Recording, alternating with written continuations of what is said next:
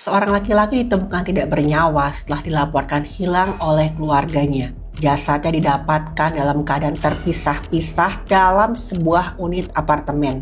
Pelakunya adalah sepasang kekasih yang mengaku terpaksa menghilangkan nyawa korban karena desakan ekonomi. Belakangan diketahui kalau ada banyak banget rahasia yang disimpan oleh para pelaku. Dan rahasia itu bahkan lebih gelap daripada kasus ini.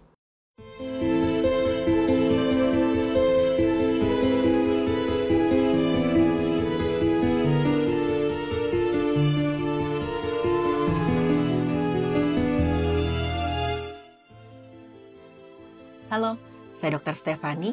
Saya seorang dokter spesialis forensik dan mediko-legal, dan saya belajar dari yang mati. Pihak yang berwenang meringkus sepasang kekasih di sebuah rumah kontrakan yang dihuni oleh keduanya. Kita sebut saja nama pasangan itu Gio laki-lakinya dan Rita perempuannya. Waktu diringkus, Rita pasrah dan dia sama sekali nggak melawan. Tapi lain halnya dengan Gio. Gio berusaha kabur lewat atap kontrakannya. Saat itu terpaksalah pihak yang berwenang mendor bagian kakinya Gio sehingga dia tidak bisa melarikan diri. Setelah itu Gio sama Rita dibawa ke kantor untuk dimintai keterangan lebih lanjut tentang laporan orang hilang, kita sebut saja namanya Bayu, usianya 32 tahun. Keluarga Bayu melaporkan hilangnya Bayu setelah 3 hari dia tidak bisa dihubungi. Terakhir kali menurut laporan keluarganya, Bayu mengatakan akan bertemu temannya seorang perempuan di sebuah apartemen. Pihak yang berwenang kemudian melakukan pelacakan terhadap ponsel korban dan juga akun media sosialnya. Dari jejak digital dan juga aktivitas rekeningnya korban, diketahui ada transaksi pengambilan uang dari ATM setelah korban dilaporkan hilang.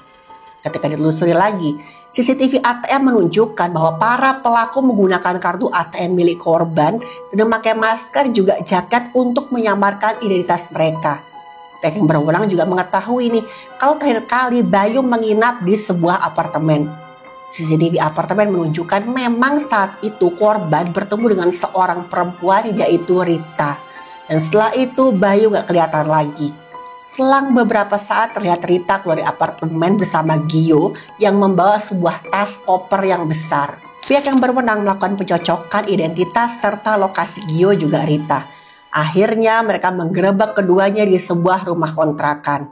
Saat penggerebekan tersebut, pihak yang berwenang juga menemukan ada sesuatu yang sangat mencurigakan. Di halaman belakang kontrakan tersebut terdapat sebuah lubang galian yang cukup dalam.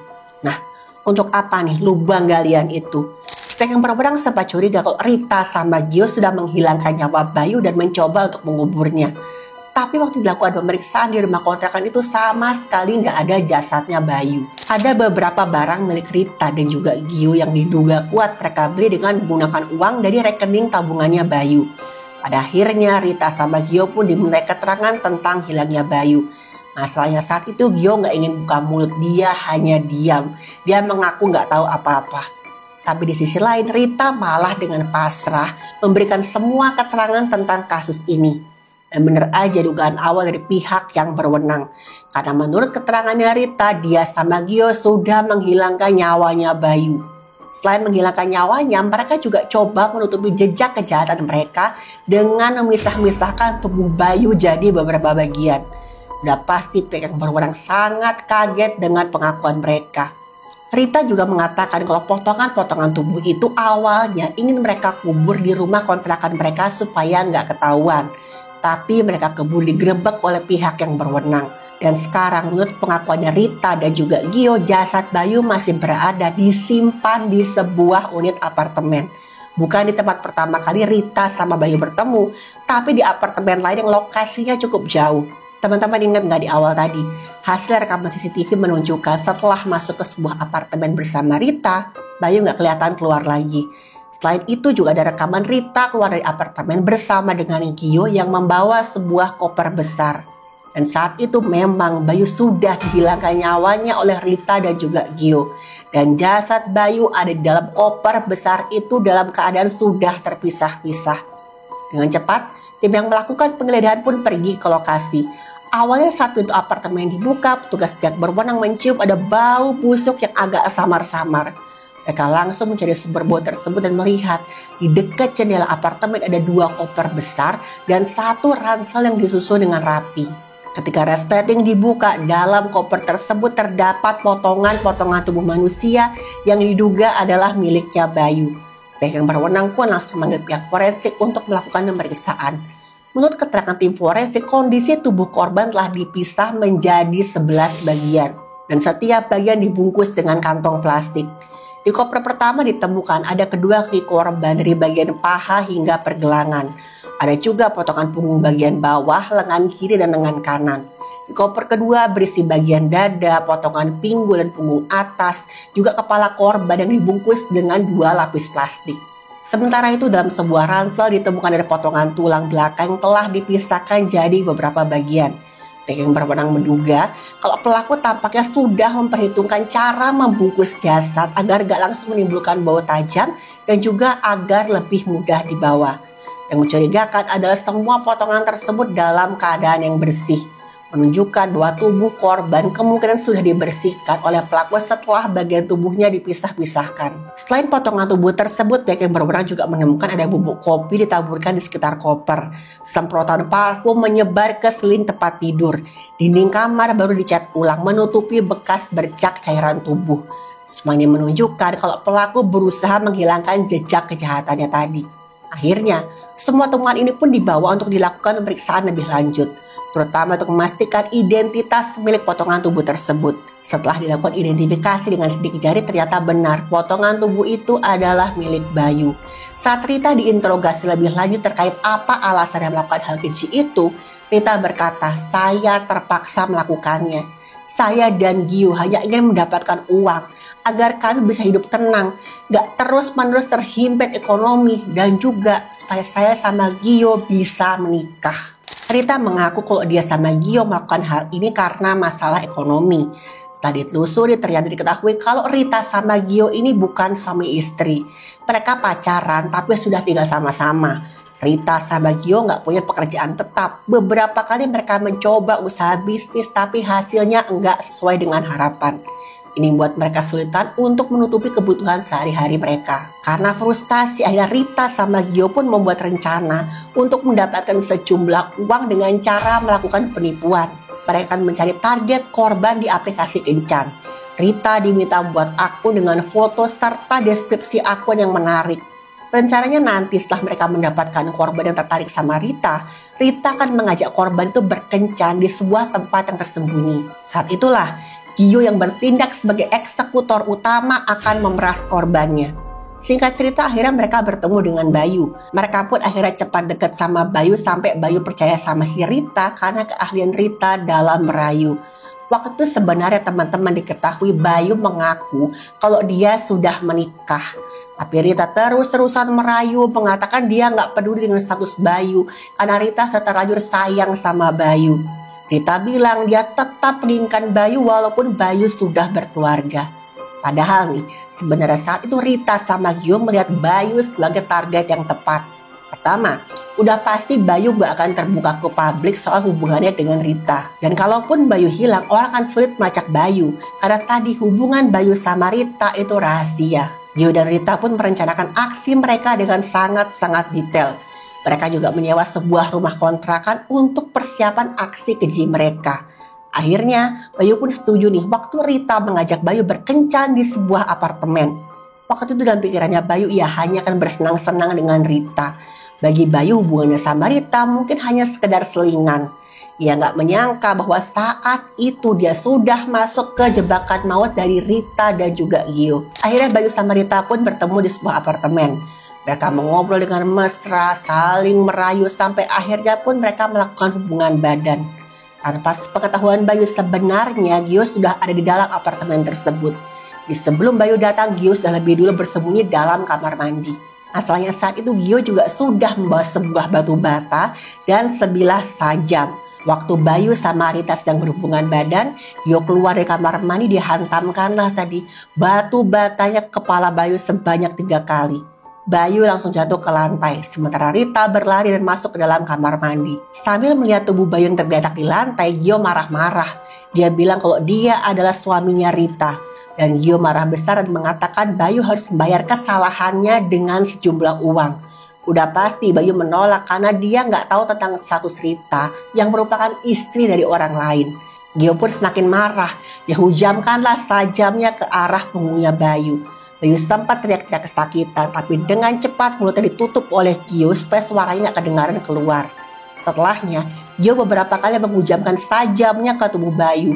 Sebenarnya Bayu sempat ingin melarikan diri dengan cara menyeret tubuhnya ke arah pintu.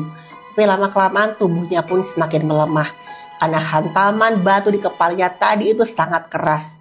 Terjadilah robekan di kulit kepala, patah tengkorak, dan kebocoran cairan tubuh dalam jaringan otak. Jaringan otaknya Bayu memar dan membengkak sampai menekan batang otaknya.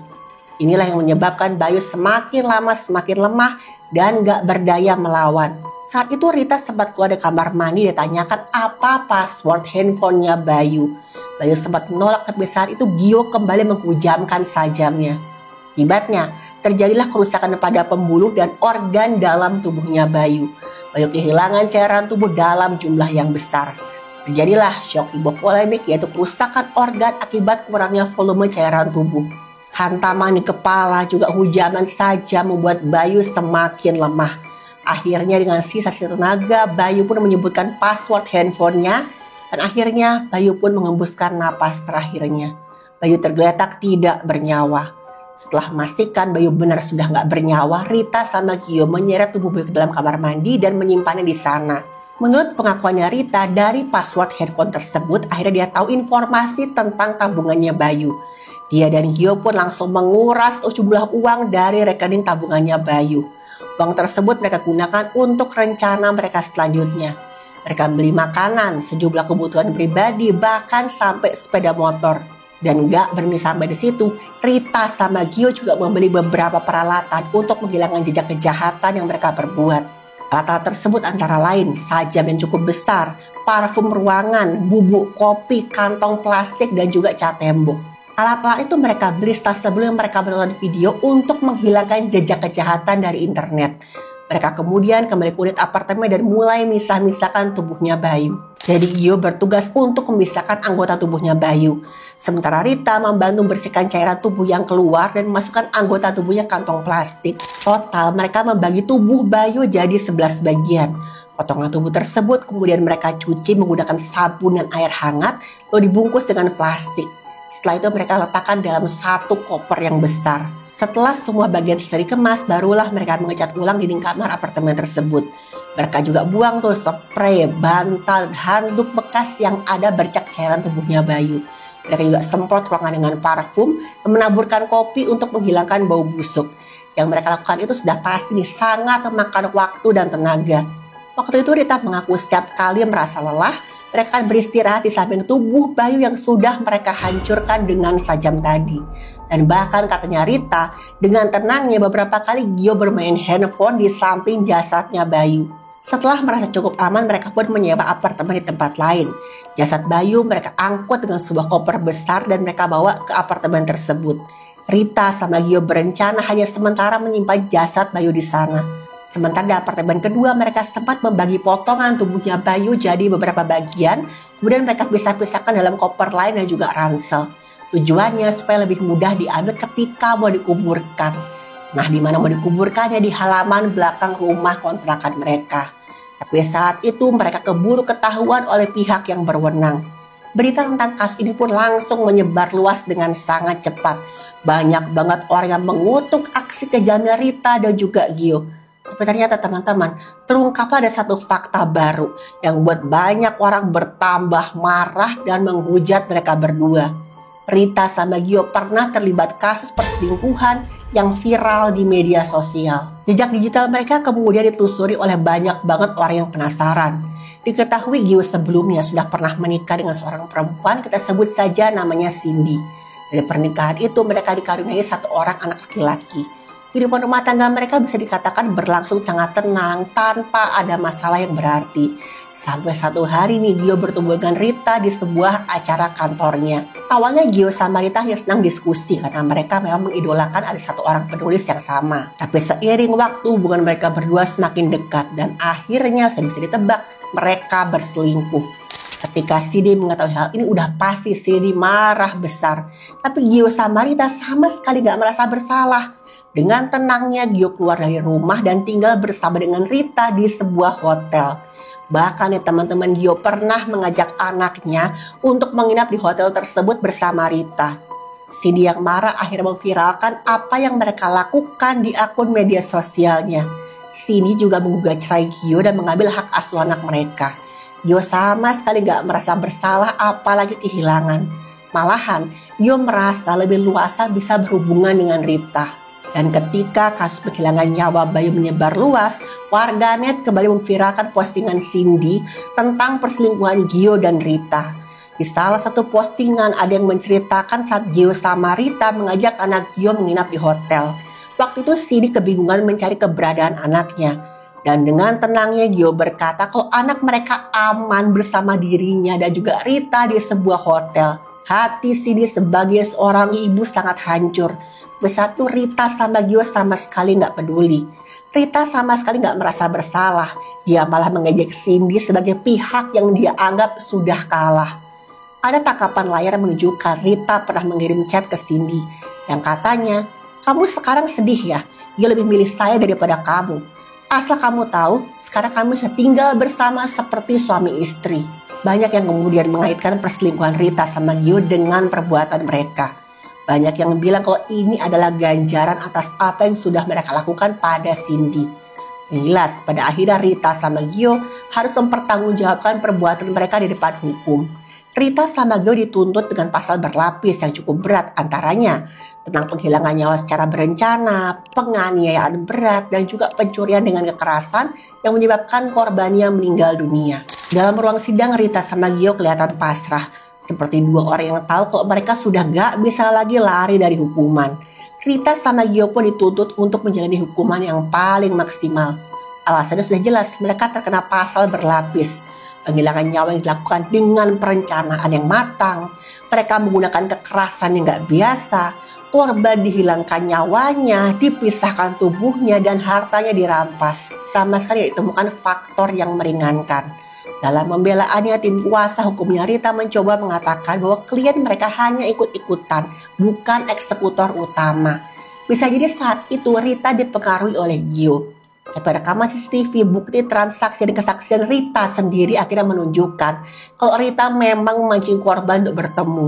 Rita yang menyiapkan unit apartemen. Rita membeli alat untuk melakukan kejahatan.